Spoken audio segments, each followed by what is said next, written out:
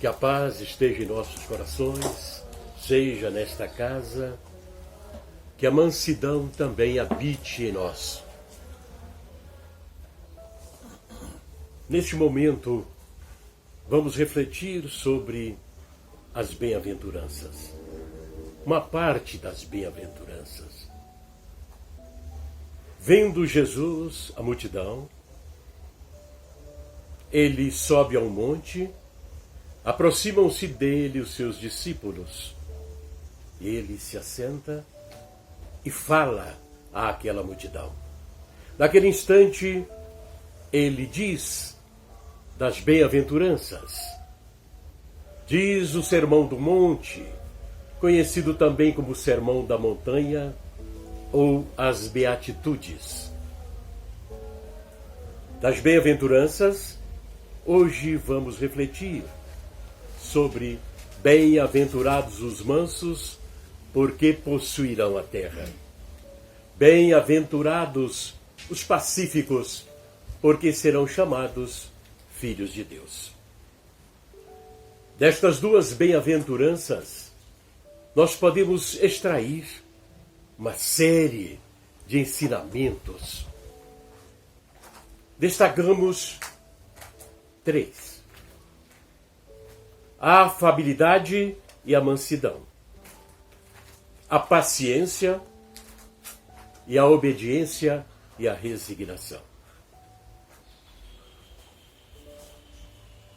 A paciência, exigindo de cada um de nós, não algo que possa dizer a respeito unicamente a nós, mas intimamente ligado ao outro também. Mas nos exige de cada um e representa a nossa firmeza no caminhar, no evoluir. Paciência não é para com os outros simplesmente. É inicialmente para conosco mesmos. É inicialmente e fundamentalmente para nós, como roteiro de caminhada. Paciência é firmeza. É tranquilidade no evoluir.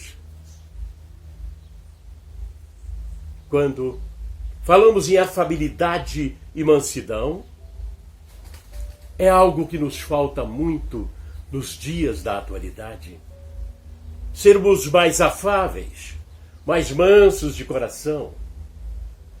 E isto não deve ser, definitivamente, algo superficial.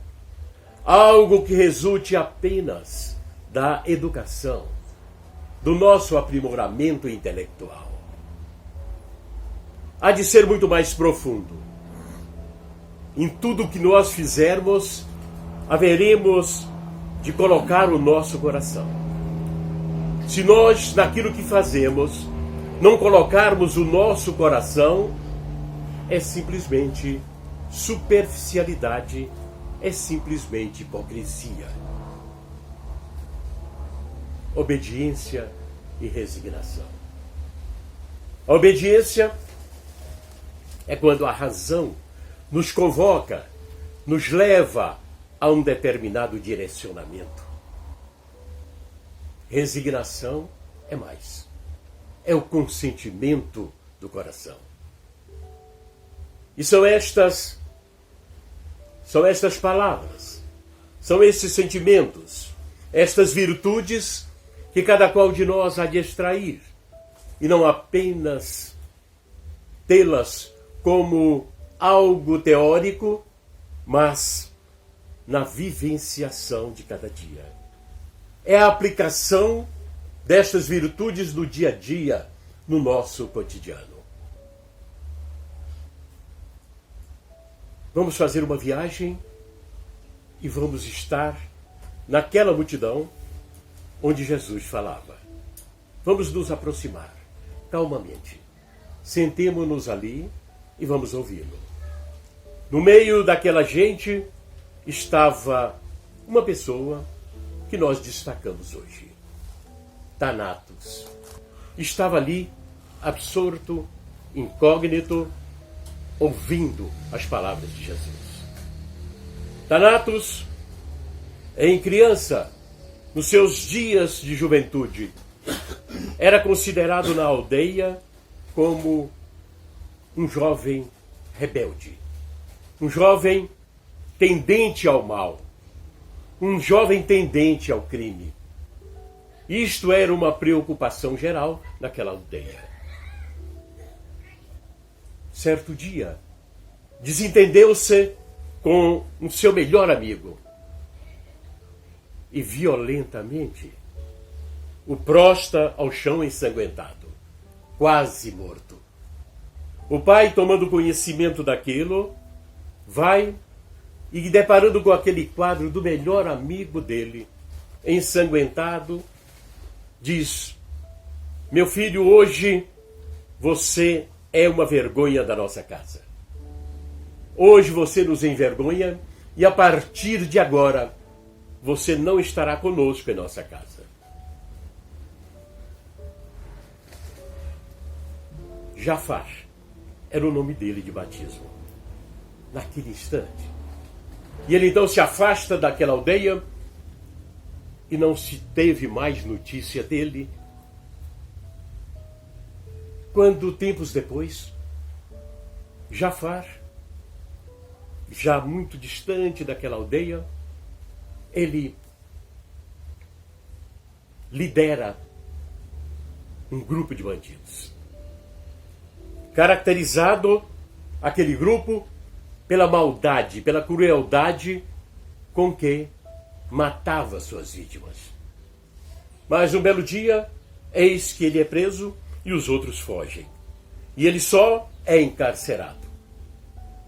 Estando ali no cárcere, ele começa a praticar, começa a manifestar a sua impaciência, a sua falta de mansidão, a sua ausência de paz. Bate nas paredes, nas grades, grita. Mas aquela prisão não é como as prisões modernas de hoje. Não existiam maneiras de fazer com que a pessoa pudesse fugir, ou mesmo receber celulares. E ele então não tem outro caminho a não ser buscar outra alternativa. Mas ainda malicioso, busca uma alternativa para fugir.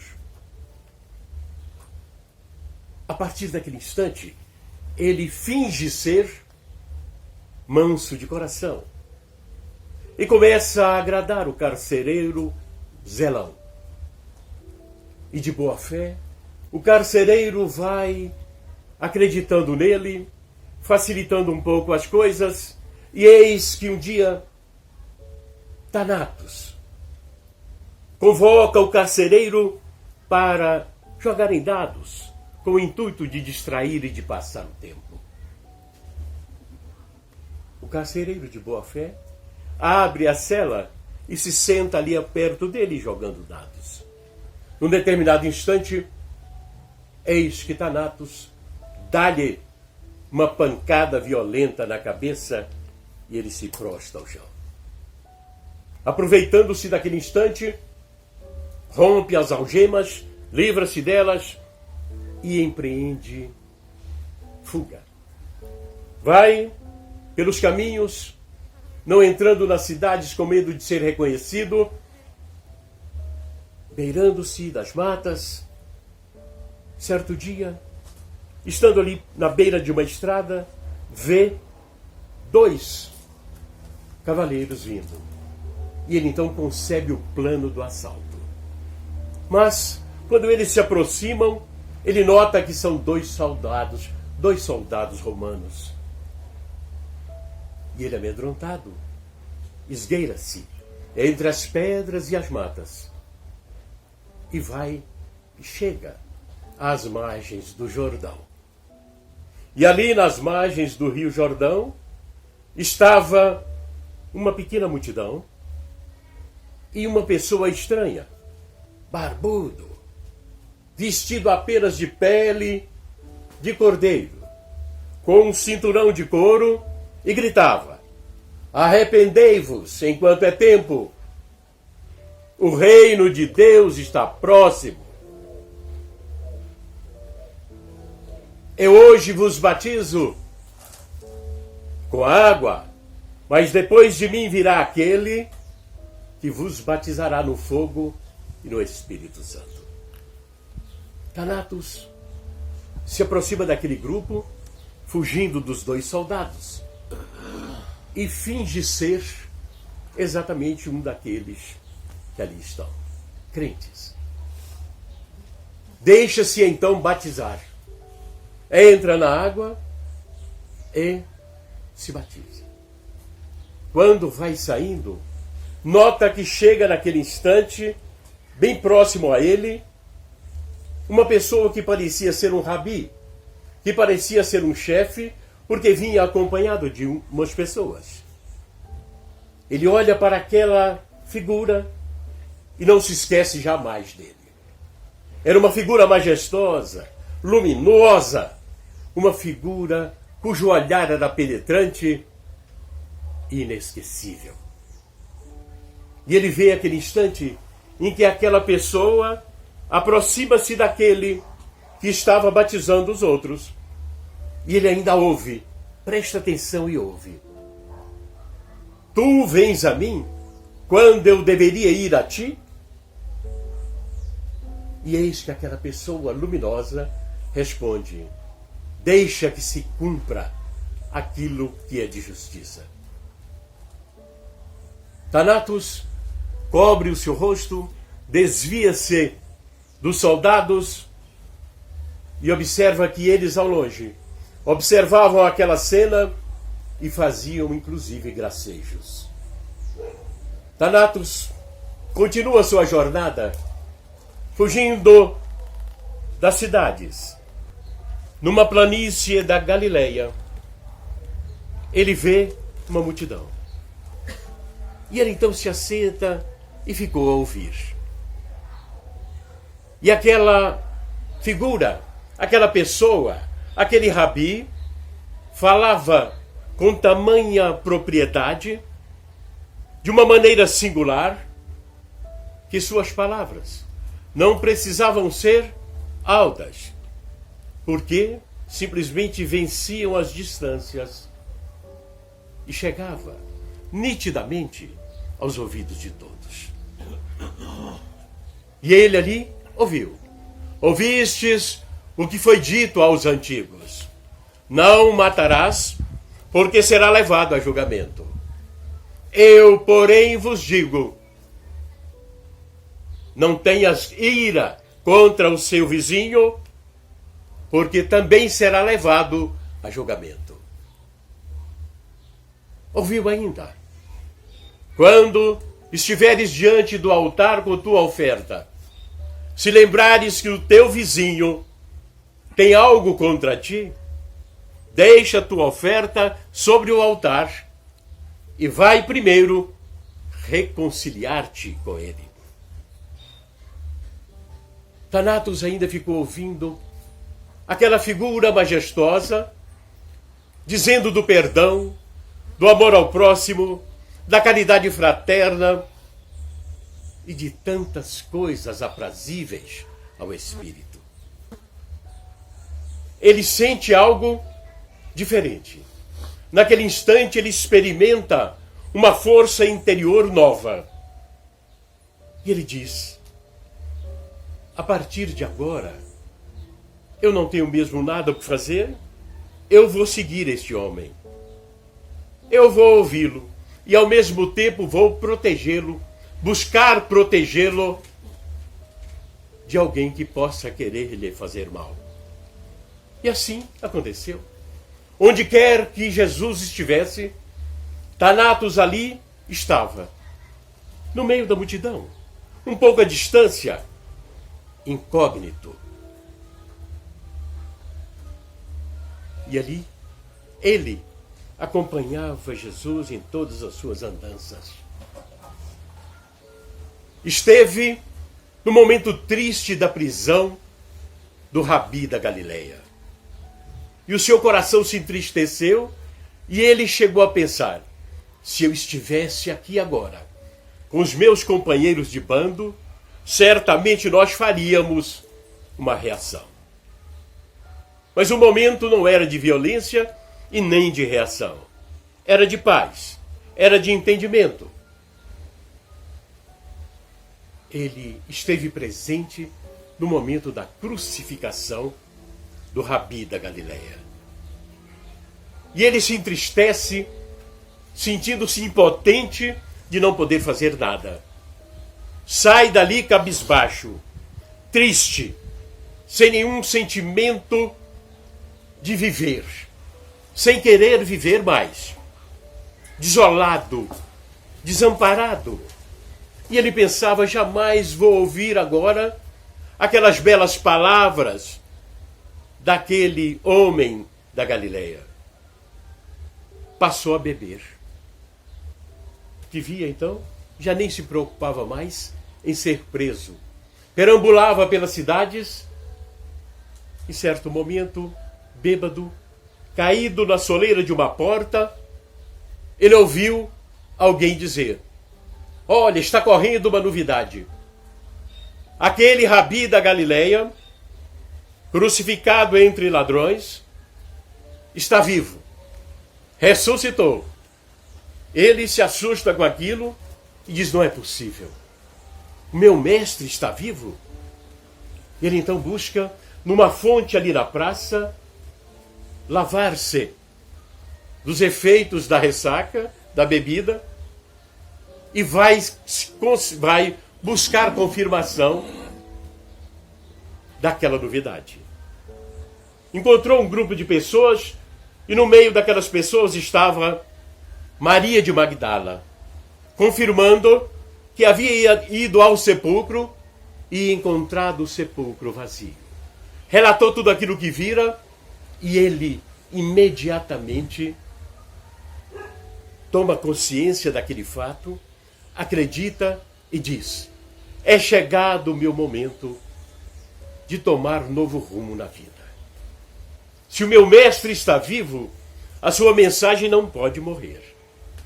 Eu vou procurar levar esta mensagem onde possa. Vou procurar viver esta mensagem. Mas imediatamente ele volta-se para si mesmo e diz: quantos crimes pratiquei, quantos roubos fiz. O que eu preciso agora é iniciar a minha recuperação, a minha transformação interior, iniciar pela reparação dos meus erros. Busca o melhor caminho.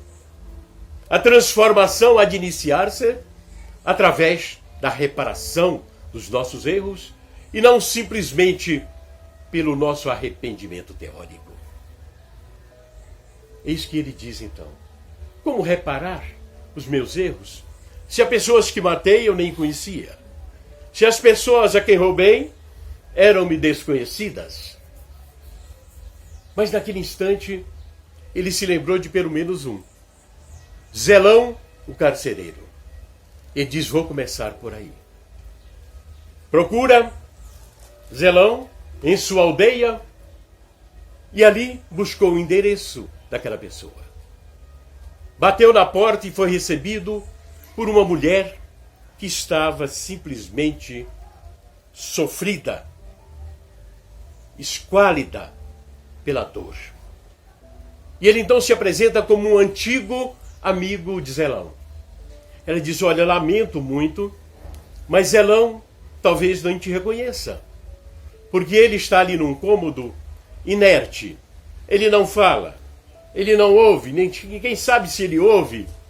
Está ali simplesmente inerte numa cama, desde quando recebeu uma pancada na cabeça. E esta foi uma ocorrência para nós muito triste, porque ele, perdendo o seu ofício, o seu trabalho, passamos a necessidades graves. Eu hoje não posso nem trabalhar, porque eu tenho que cuidar dele. Meus filhos, então, saem pelas ruas a pedir esmolas, para que a gente tenha o alimento de cada dia. Ele, então, vai àquele quarto e vê o Zelão ali prostrado. Volta-se para a mulher e diz: olha, a partir desse instante, vocês não terão mais problemas. Eu vou cuidar de vocês. Ele já havia passado, naquela sua andança até chegar naquela aldeia, ele já havia passado no local onde escondera os produtos do roubo e já estava munido de recursos. A partir daquele instante, ele passou a cuidar da mulher e dos filhos de Zelão.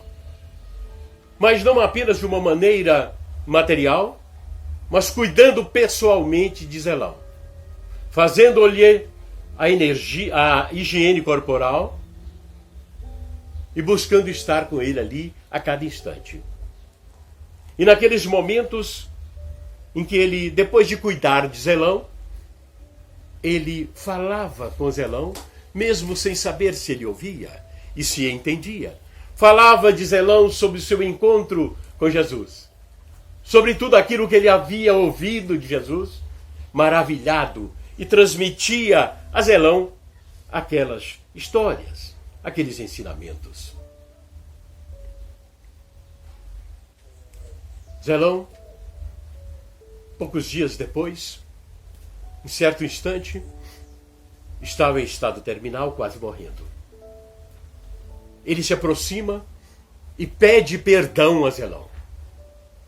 Mesmo sem poder dizer e manifestar-se, Zelão, com um olhar significativo, o perdoa. Morre Zelão. Ele continua o seu trabalho. E ali as pessoas que sabiam do seu encontro com Jesus procuravam ir àquela casa e de repente aquela casa se transforma num verdadeiro templo. E ele prega a todos. E ele diz a todos sobre as histórias que ouvia de Jesus. Mas um certo dia, chega na cidade um grupo de pessoas, forasteiros, e procuram saber daquela história de alguém que, cheio de riquezas, havia ali cuidado de uma pessoa acamada. Conceberam então a ideia de roubar-lhe a riqueza. Aproveitando-se de um momento em que ele estava só, procuraram aprisioná-lo, torturá-lo, e ele negava: olha, eu não tenho mais riqueza. Aquilo que eu tinha eu já apliquei. E eles não acreditaram. E não acreditaram mais porque ele se mantinha tranquilo, se mantinha calmo, manso de coração, diante daquele acontecimento que ele vislumbrava ser um momento difícil. Um momento difícil, talvez o seu derradeiro momento. Mas aquela sua paz, para os forasteiros, para os bandidos, significava uma ironia. E não conformados com aquela postura mansa e pacífica de Jafar, ou de Thanatos, como queiramos, eles cravam-lhe 2 facadas em seu peito. Passa para o plano espiritual Jafar, revigorado, renovado, transformado, manso de coração e pacífico. Pois bem, este um acontecimento dos tempos do Mestre e Senhor Jesus. E hoje, como ser manso e pacífico de coração? Quando a gente pergunta o que é o mundo moderno, em palavras, alguém nos dirá certamente, a grande maioria nos dirá, é um mundo de violências, de conflitos, de desentendimentos, é um mundo de depressão, é um mundo de desânimo, é um mundo de ansiedade. Mas como ser manso e pacífico de coração numa situação como esta em que estamos vivendo?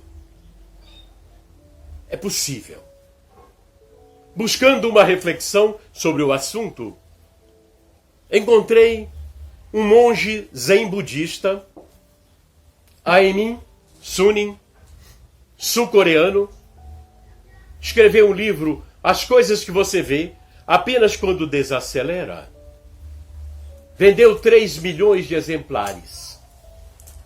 E ali ele faz uma abordagem de como ser manso, tranquilo, pacífico, no meio do burburinho da vida. É evidente que é um livro, embora seja pequeno, ele traz um conteúdo variado. E nós escolhemos 2 coisas aqui para que a gente pudesse pensar com o pensamento dele. Primeiro ele diz, diante das situações desagradáveis da vida, que não são poucas, diante das situações desagradáveis da vida, simplesmente não se apegue a estas situações desagradáveis. Deixe que elas fluam. Deixe que elas simplesmente se resolvam por si mesmo. Dê tempo às situações desagradáveis e não reaja prontamente sob pena de errar. E ele cita como exemplo interessante. Vamos estar fritando um ovo numa frigideira. E seja de teflon ou não. Mas o ovo gruda-se no fundo da panela da frigideira. Ele diz o que fazemos. As pessoas mais ansiosas, reativas, vão simplesmente ali com uma colher ou um garfo e querem desgrudar aquele ovo pregado no fundo da panela.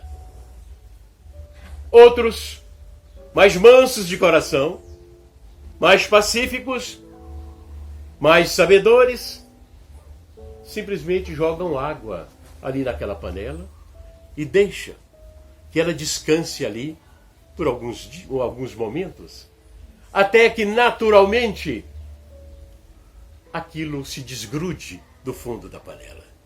Ele diz assim nós devemos fazer com as nossas situações desagradáveis. Vamos dar tempo ao tempo. Vamos colocar ali um pouco de tempo naquilo, para que o próprio tempo se encarregue, não de propriamente resolver as nossas situações desagradáveis. Não é assim. Mas vai nos dar tempo para pensar melhor, para refletir melhor, para encontrar a melhor solução a adotar. Interessante é que ele fala sobre nossas feridas. Cada qual de nós, quem não tem suas feridas na alma? Trazidas da infância ou de existências anteriores.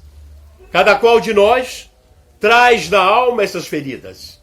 E é exatamente o momento encarnado presente é a oportunidade que temos para buscar, pensar estas feridas, procurar curá-las.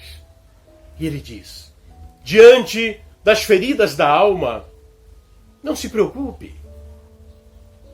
Deixa, dá tempo, coloca tempo em seu coração, porque assim as próprias feridas terão o momento certo da sua cura.